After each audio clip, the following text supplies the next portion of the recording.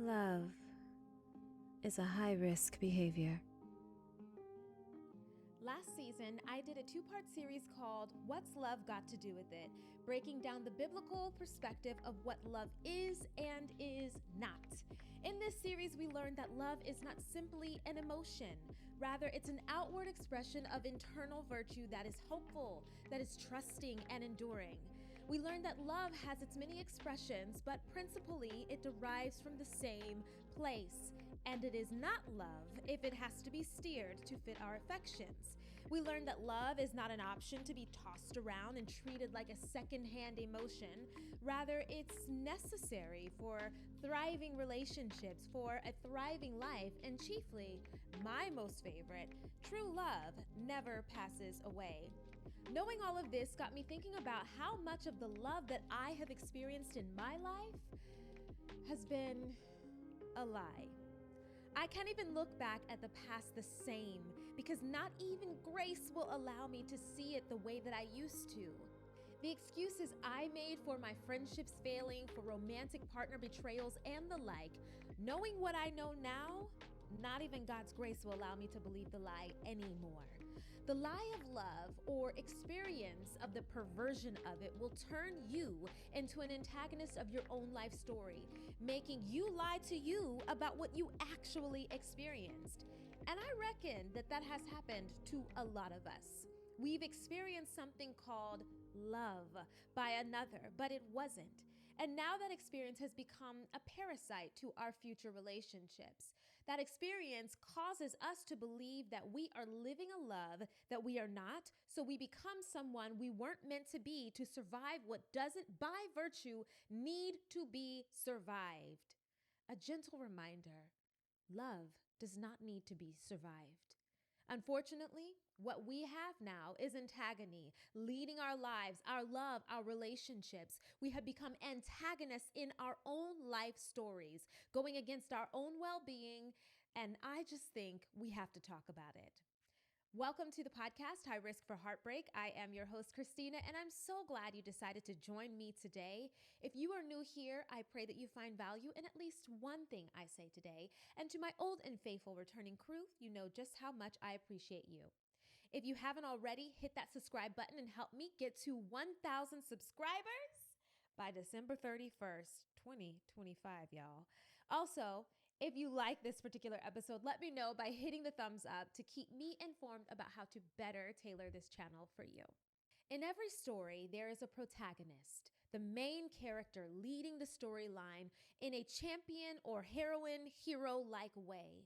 The protagonist is chiefly important to the movement of the story, and they are the ones that we are all rooting for, and the ones that we are fighting with. The protagonist is naturally seated at the front of their lives, and it is their fate that matters most to everyone surrounding them in the story. But there is no protagonist without opposition.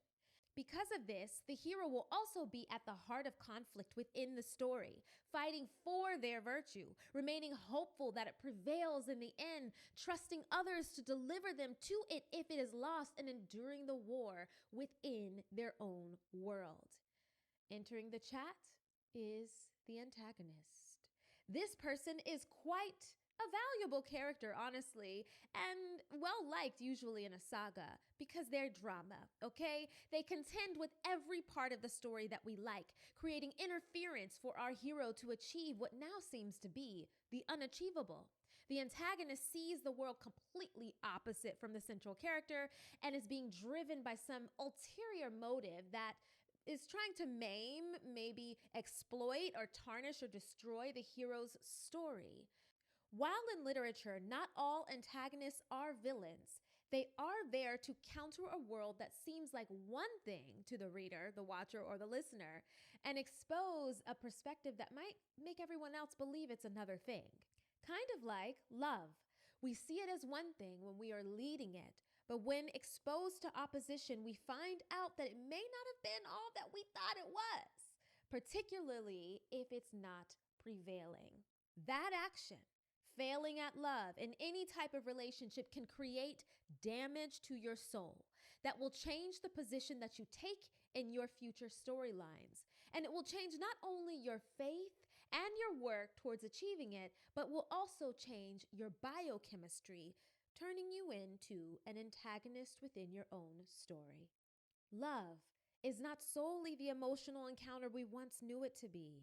Love, when contended with heartbreak, remaps our actual brain and the way that we experience people within our story, and the way that we see the world, and most importantly, the position that we take in a story that was once ours. When holes in the plot are exposed, it breaks our heart and it repositions us from protagonist to antagonist. And we go through life purposefully, but sometimes unconsciously, opposing a story about us that everyone once loved. We lose the plot, taking a counter seat to where God intended for us to be. And I want to share with you how this happened to me, how heartbreak turned me into an antagonist of my own story. So, let's relate. I know many of you have probably heard this idea that most of us do not leave childhood without a heartbreak, and for some, without real trauma. I am part of the number, sadly, and I have battled most of my life healing from old wounds. Substantially early in my life, in my single digits, I experienced heartbreak outside of my home. And from that moment, the way that I saw the world was changed forever. Thus began this lifelong journey in survival mode, and I would spend the next 30 plus years trying to reconcile with this little girl that knew nothing blissfully versus the girl who unfortunately knew way too much. The way hurt and pain from past wounds can manifest itself in people shows up so differently for various reasons, but here are two things that I can say happen that I have gathered over the years. Firstly, it will distort your trust of others, especially if your woundedness comes at the hands of someone that you initially trusted. Secondly, I will say it will distort the way that you perceive yourself, changing your mind about you and creating a new point of view about you altogether. I was most impacted by the latter, so we're going to talk about that. And because this happened at such an early age, I hadn't really developed a real consciousness, much less an ability to introspect.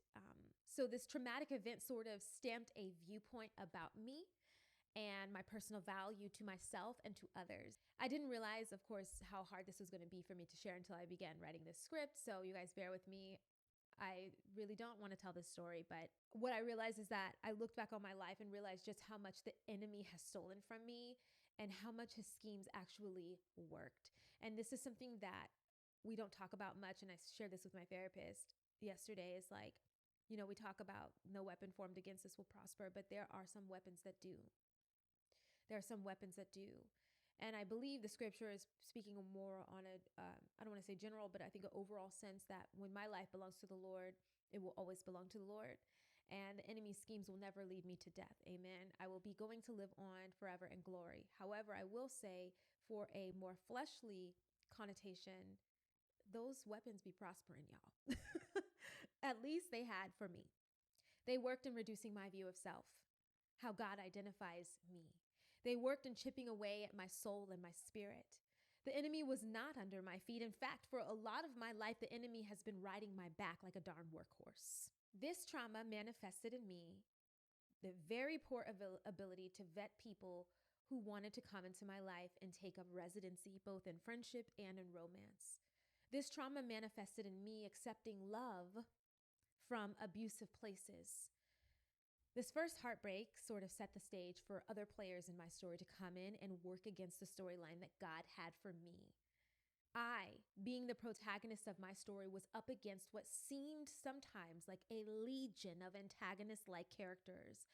And I haven't understood why until very recently, why God gave me this cup. Like, God, why did you give me this cup? Earlier, I defined what a protagonist is, and I want you to remember this sentence in particular. A protagonist or main character is naturally seated at the front of their lives, and it is their fate that matters most to everyone surrounding them in the story. After the event that happened when I was a young girl, I had really deep wounds around my physical safety. As far as I can remember, I have been fighting, sometimes literally, and most times spiritually and on a soul level. This is because the people around me did not have supportive interest in my story moving forward. Rather, they were cunning and antagonistic to it. So I had to defend myself, or at least I thought I was defending myself. I've had 3 long distance romantic relationships in my life, 2 of which were a significant amount of time and effort investment, 4 to 5 years, with 4 years in between those. I enjoyed the long distance nature of them because it allowed me to keep my goals and maintain my autonomy and not be handcuffed to a man. Y'all gonna laugh, but it's so for real. Now, many of you might think that it's a crazy thing to have a long distance relationship. Maybe you've never done that before or known anyone who has. I've known, of course, plenty of people who questioned it. They couldn't understand how I was able to trust them and how I was able to manage not seeing them for some, few months at a time. They questioned the trueness of the relationship, the loyalty, the connection and desire to actually be together. They questioned a lot of things. I mean, there was so much questioning. And ultimately, I think they questioned the plan. Like, what's the plan? So you guys are long distance, but you've been long distance for multiple years. What's the plan, Christina? Now, the first guy that I met when I was still in university, I think I was 20 years old when I met him. We met at my job during my summer break in Florida. And we had this kind of whirlwind situation and continued dating after I left to go back to school in New York. He ended up moving to New York after I graduated, and then he cheated, and then we were over. But before it was over, I forgave his ways, taking his apologies and ultimately teaching him that it was okay to continue to disrespect me. So he did. I found myself playing into his game and deciding to get back at him and stay out all hours of the night with my friends, not reaching out, hanging out, going to the clubs and the bars, even though that was never really my steez. That was never my style. It was never my scene, but I would do it. I was engaging in this petty game of who can hurt who the worst, but I stayed with him. And it was really destructive, honestly, to him and to me. And truthfully, outside of my character, to even play those silly games. But looking back now, I know that the hurt that I had endured via him and others way before him primed me for those moments, right? It set me up. It set me up for those moments. It felt like I was championing myself, though truthfully, I was degrading my worth and settling for the value that he believed I had. I was going against myself, causing anguish and damage to me, trying to keep up with him.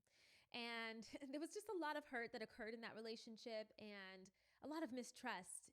And when I look back at it, I'm just like, wow, Christina, I can't believe you went through that. Like, why did you stay in that? It was so crazy. That relationship taught me not only to continue not trusting men, but also not to trust myself and not to respect myself. And I was fighting against my best interest and became an antagonist of my own story because of it. Now, he wasn't the first instance and he was not the cause. Remember, the causation, right, was the very initial issue that I had back when I was like 5 or 6 years old, and it just continued to grow and snowball throughout my life. Eventually, though, after all of this stuff was happening within this relationship, I had enough and I left him in NYC and I went back to my hometown in Florida for a year. And at this point, I think I had just turned 23. Yeah, that makes sense. I think at this point I had just turned 23 and literally I met a man nearly immediately after breaking up with this new guy just like raptured my life. This man was everything. He and I were together just shy of 5 years.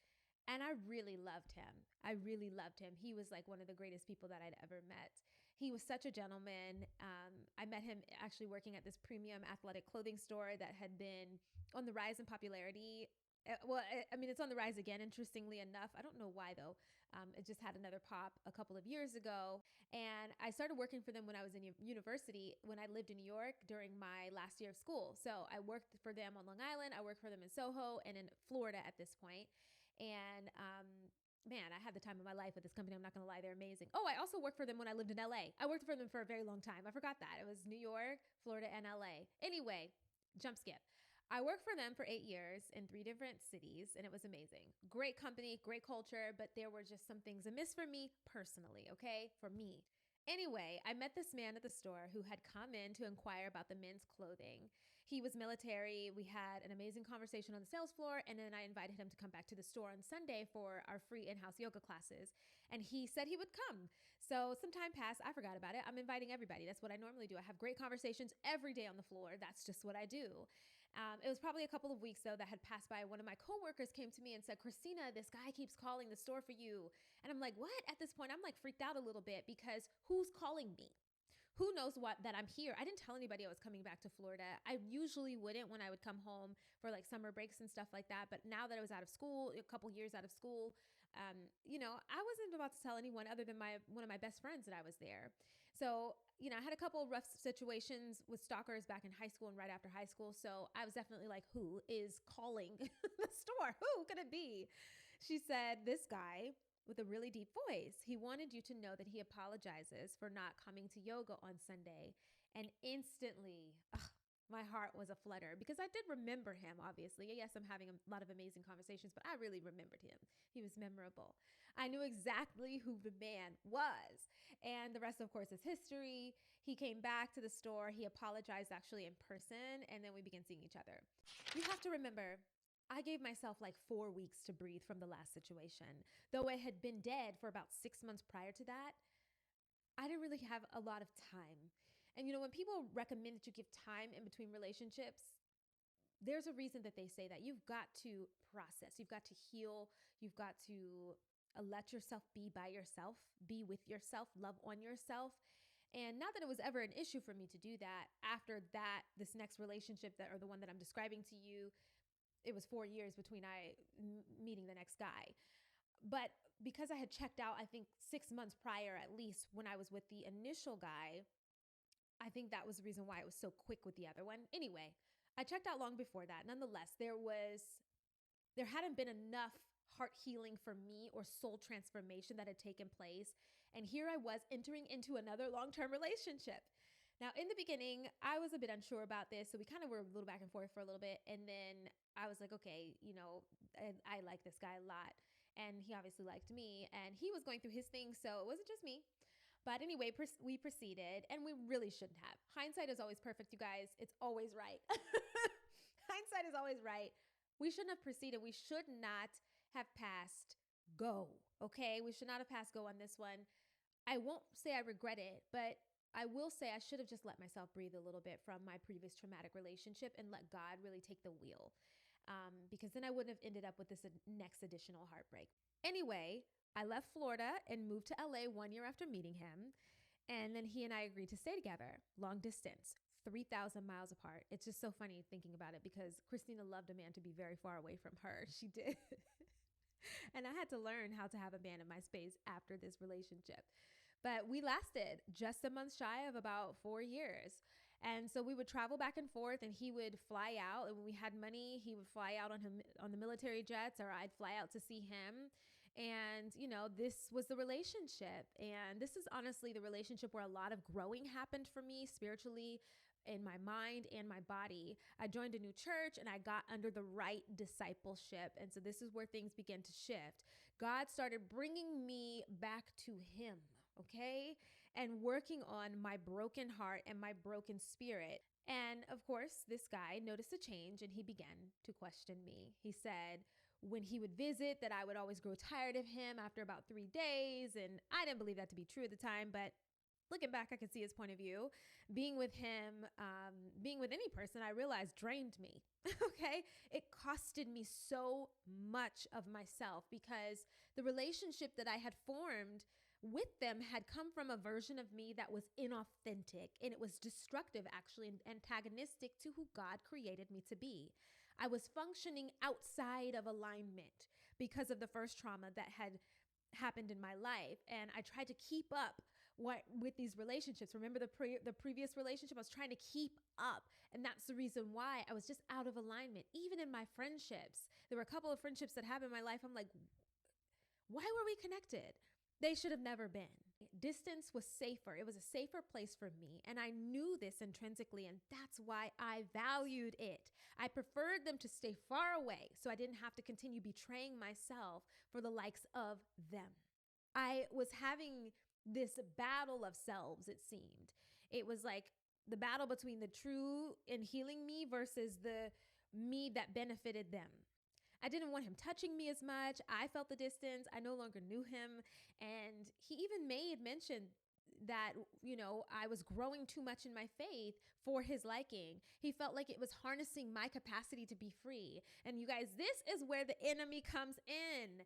This man claimed to love me, but because I was no longer allowing what I once did that benefited him, I was now less free somehow because I was withdrawing his use of my body, cleaning up my lifestyle, etc. I was somehow not free when truly it was the opposite.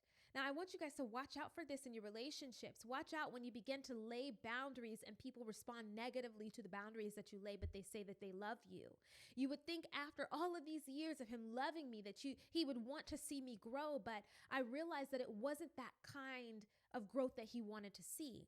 In respect to what he and I had built over all that time, I could see honestly how that could be jarring and induce panic because it's like losing what once was. He was in a relationship with a version of me that was inauthentic. And each time I was with him, he was experiencing the inauthentic me, but I had to betray myself to be that.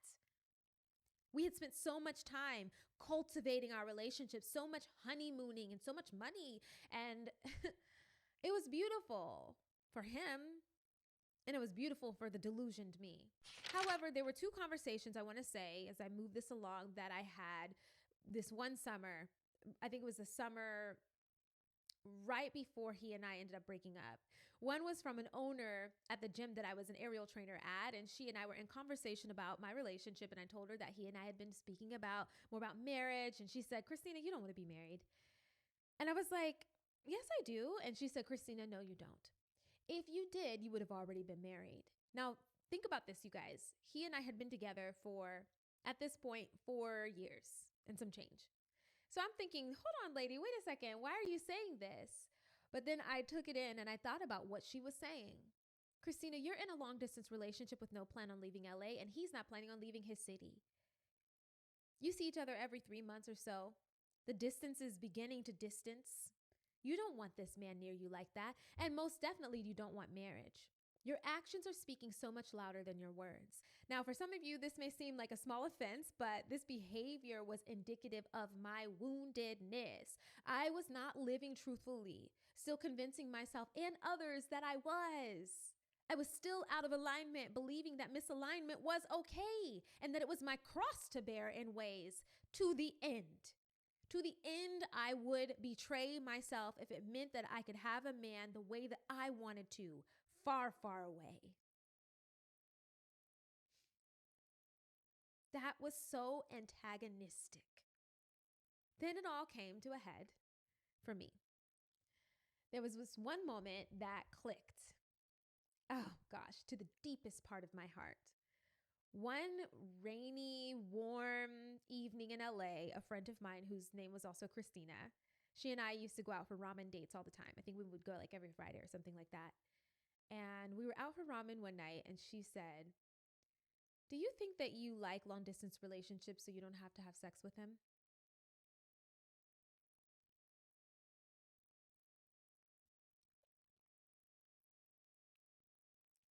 Her question shattered me. It literally opened up the windows to my soul that night. I felt a portion of my life that not even my therapist could thoroughly pinpoint was pinpointed by that one question.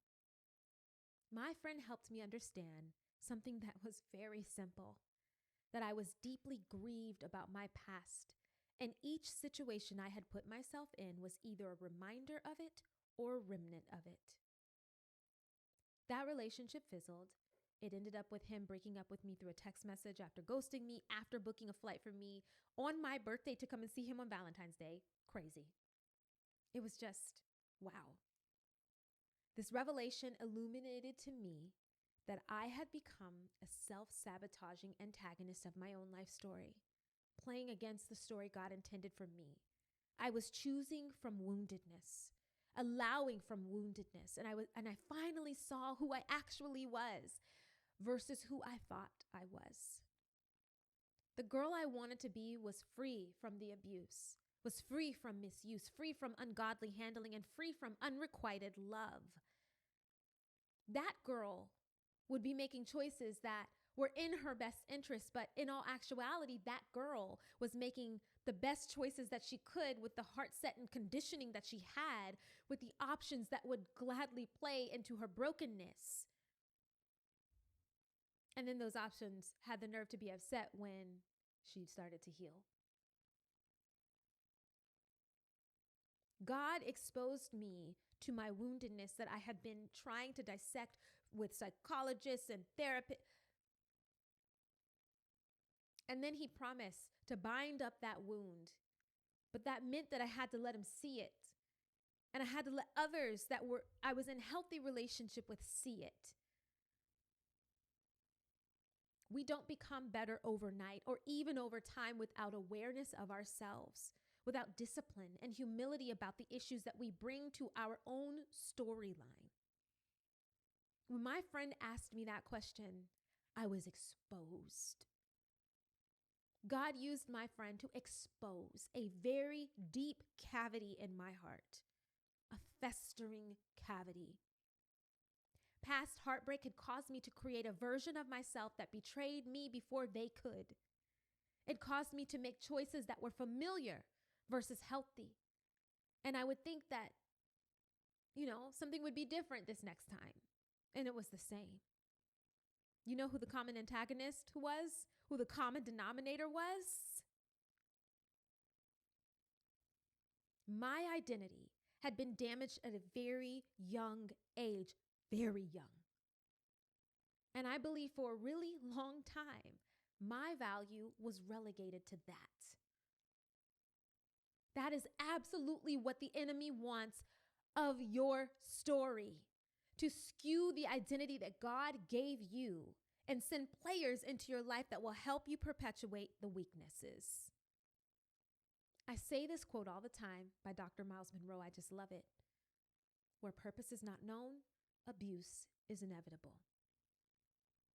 Unfortunately for many out there that this message may never reach, they are living a life with a damaged identity, with stories very similar to mine, messed up stories, full of teams of antagonists that will willfully perpetuate their weaknesses. And they are no longer the character that everyone can root for. It's hard to root for the stupid one. It's hard to root for the screaming girl who keeps tripping over her own feet.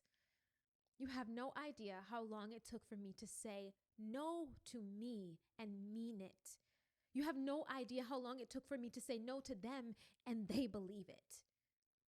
You have no idea how long I've had to work my faith out of that initial wound and subsequent wounds and compounding traumas, incessant heartbreaks, betrayals, misuse, abuse.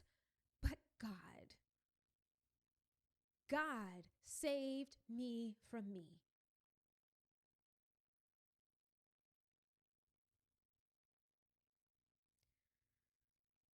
Can I speak to you candidly for a moment?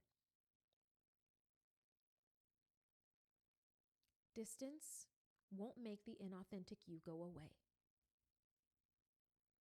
You're simply trying to distance yourself from a story that God intended to use for your good. But every time, seems like it's a new plot line. It's the same characters, different bodies. Everywhere you go, every city, every job, relationship, there you are. And so are they. Heartbreak can cause you to antagonize the authentic you, the champion, the hero, the protos agonistes, the first actor of importance in your story. It can cause you to vet people horribly and act outside of alignment with your true value and your true virtue.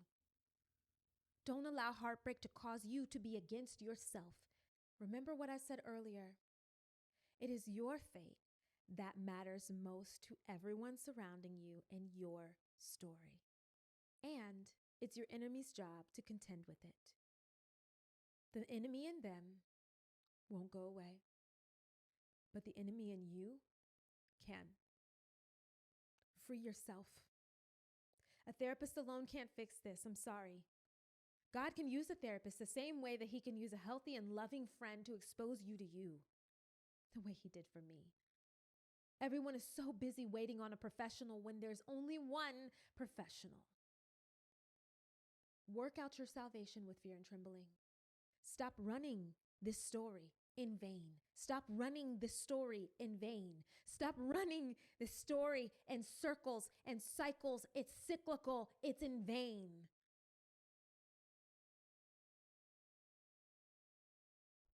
You gotta love yourself, baby. I guess this is the benediction. May God bless you on this journey to you that he called you to. May he send supporters to help you remember your true value and your true virtue. May God's grace abound, especially when you begin to see all of your weaknesses. And may loving yourself become a priority so you can do what he asks you to do. Love your neighbor and your enemies. Thank you for giving me your ear and your time today. This was a lot. Until next time. Why don't you stay a little longer? You like what you like, right? Subscribe to the channel so we can spend a little more time together. And maybe comment your thoughts because I care what you're thinking. Love is the risk and the reward.